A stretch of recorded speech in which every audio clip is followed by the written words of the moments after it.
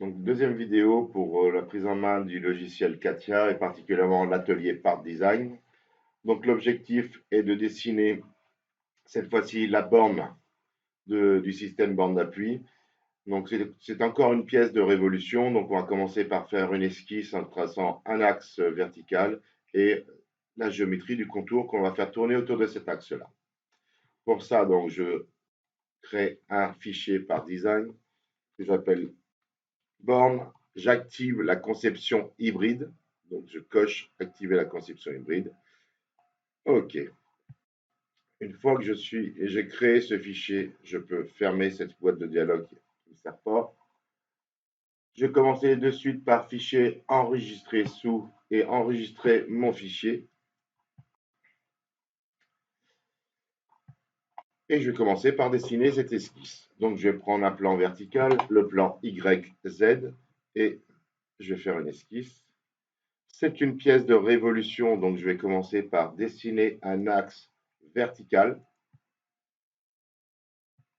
Et après, je vais dessiner le contour de ceci.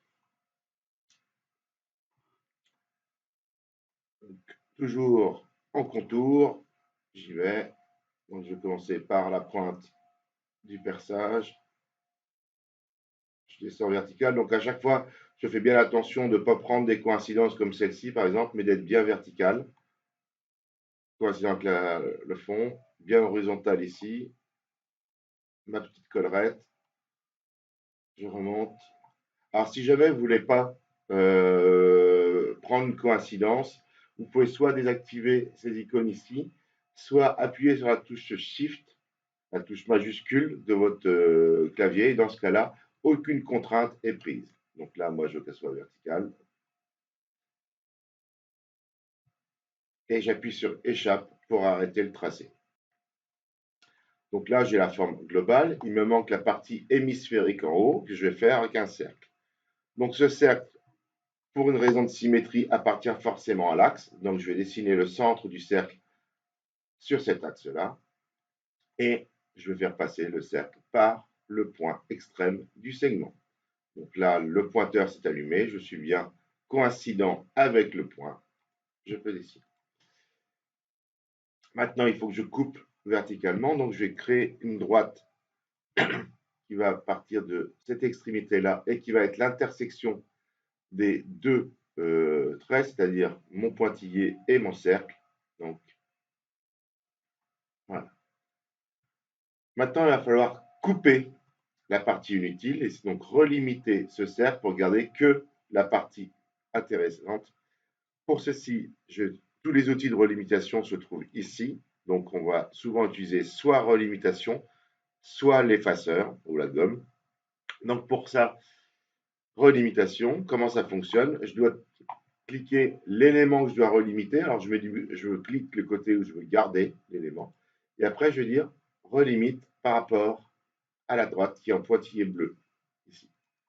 Il a relimité son segment de cercle par rapport à cette droite. Je vais refaire exactement la même chose pour le côté gauche. Donc, relimitation du cercle avec l'élément. J'ai ma géométrie pour l'ensemble. Donc, j'ai des éléments verts, c'est les éléments qui sont totalement contraints. J'ai des éléments blancs, c'est les éléments qui ne sont pas contraints. Donc, pour cela, je vais mettre des cotations. Alors, les cotes, on a un diamètre 38, un diamètre 32 et un diamètre 20. Je vais coter ça. Donc, pour coter un diamètre, le plus simple, c'est de commencer par l'axe et le segment. Clic droit ici pour avoir rayon diamètre. Donc, 38. Alors, l'ensemble ne ressemble à plus grand chose, donc je vais déplacer un peu le segment pour garder l'allure de ma géométrie.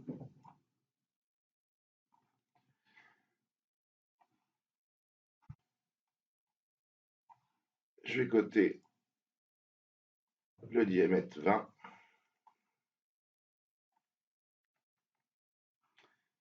et mon diamètre 32.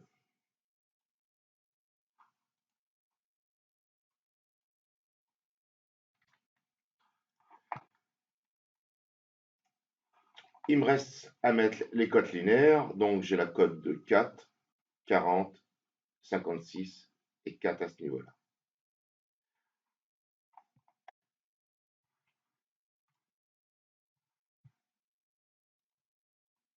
La cote de 4.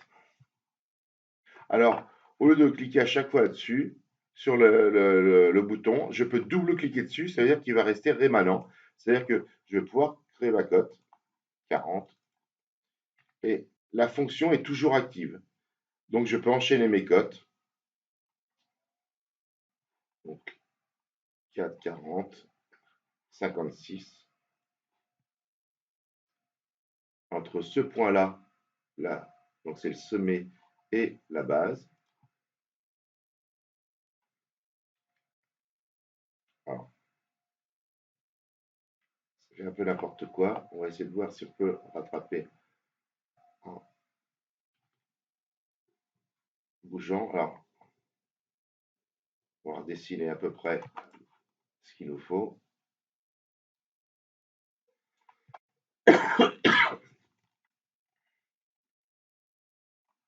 Et là, j'ai une hauteur de 4 entre ce point-là et ce point-ci. Donc, je prends l'outil cotation. Donc là, si je veux en sortir, c'est l'échappe, je rappelle. Je vais faire une cote entre ce point et ce point. Alors, par défaut, on voit que la cote, elle est comprise entre deux points. Moi, ce que je veux, c'est une cote verticale. Donc, je peux faire un clic droit dessus. Et je peux faire direction de mesure horizontale ou verticale. Donc, je fais verticale. Donc, il va ne prendre la composante que la composante verticale. Et je vais pouvoir mettre la cote de 4 mm. Enfin, il me reste à côté l'angle ici pour le perçage. Alors, c'est un angle de 120 degrés. Donc, deux solutions. Soit je cote un angle de 60 degrés entre ces deux-là. Ou deuxième possibilité, donc j'échappe. Si je veux vraiment afficher un angle de 120 degrés, je prends cet élément-là, je lui fais faire une symétrie par rapport à l'axe. Je cote mon angle de 120 degrés. Alors, je m'aperçois que ici, j'ai un travers. Si je fais Outils, Analyse d'esquisse, il me dit que j'ai un contour implicite fermé et une droite qui est isolée, qui ne me sert pas. Alors, cette droite-là, je vais la sélectionner et je vais la passer en pointillé. Comme ça ne sera plus une droite de construction. Donc, ce sera une droite de construction, ce ne sera plus un segment qui va permettre de faire du 3D. Et maintenant, si je fais Outils, Analyse d'esquisse, je n'ai qu'un seul contour fermé et j'ai bien une cote de 120 degrés à ce niveau-là. Je sors de l'esquisse. Je vais pouvoir faire une forme de révolution sur 360 degrés. Donc, OK. Alors, pour information, lorsque vous avez une fenêtre de dialogue comme ceci, si vous ne savez pas comment l'utiliser complètement, vous pouvez appuyer sur la touche F1 du clavier qui va permettre d'afficher une aide contextuelle où vous pouvez avoir le contenu de toutes les fonctions expliquées. Donc là, je suis dans création de révolution et je peux voir les différentes fonctions, comment je les utilise. Donc, très intéressant, la touche F1. Donc là, je fais ma révolution sur 360 degrés. OK. Donc j'ai ma pièce grise conforme au code désiré. Alors, lorsqu'on va faire un assemblage, on va voir que toutes les pièces vont être grises. Ça va être assez dur à retrouver nos pièces. Donc il y a une chose qui peut être faite, c'est de colorier les pièces. Alors pour colorier une pièce,